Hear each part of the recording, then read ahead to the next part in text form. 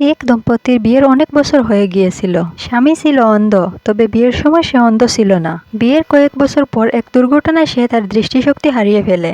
এই কঠিন সময় স্ত্রী তাকে ছেড়ে যায়নি, বরং তার ছায়া হয়ে পাশে ছিল। স্ত্রী প্রতিদিন সকালে স্বামীর হাত ধরে বাগানে নিয়ে যেত, তাকে প্রকৃতির বর্ণনা দিত এবং প্রতি ওয়াক্তে তাকে মসজিদে পৌঁছে দিত। স্বামী মাঝে মধ্যে খুব ব্যঙ্গে পড়ত, সে ভাবত সে তার স্ত্রীর ওপর একটি বোঝা।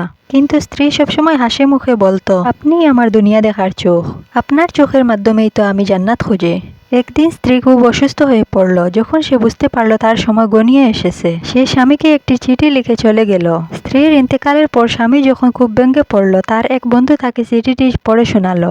চিঠিতে লেখা ছিল, প্রিয় স্বামী, আমি জানতাম আপনি সবসময় ভয় পেতেন যে আপনি আমার উপর বোঝা হয়ে আছেন, কিন্তু সত্যিটা হলো আপনার সেবা করতে পারাটাই ছিল আমার জীবনের শ্রেষ্ঠ ইবাদত। আমি আল্লাহর কাছে দোয়া করেছি যেন জান্নাতে প্রথম চেহারাটা আপনার দেখি। আপনি আমার জন্য কোনো দুঃখ করবেন না, কারণ আপনার ধৈর্য আমাকে আল্লাহর অনেক কাছে নিয়ে গেছে। স্বামী ডুকরে কেঁদে উঠল এবং বুঝতে পারল দুনিয়ার ভালোবাসা কেবল চোখের দেখায় নয়, বরং আত্মার মিলনে। সে বাকি জীবনটা স্ত্রীর ভালোবাসার স্মৃতি আর আল্লাহর উপর ভরসা কাটিয়ে দিল।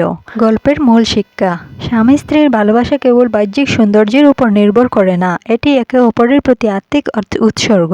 নেককার জীবনসঙ্গী একে অপরকে জান্নাতের দিকে ধাবিত করে। লাইক, কমেন্ট, শেয়ার করে অন্যকে জানার সুযোগ করে দিবেন। আসসালামু আলাইকুম রহমতুল্লাহি ওয়া বারাকাতুহু।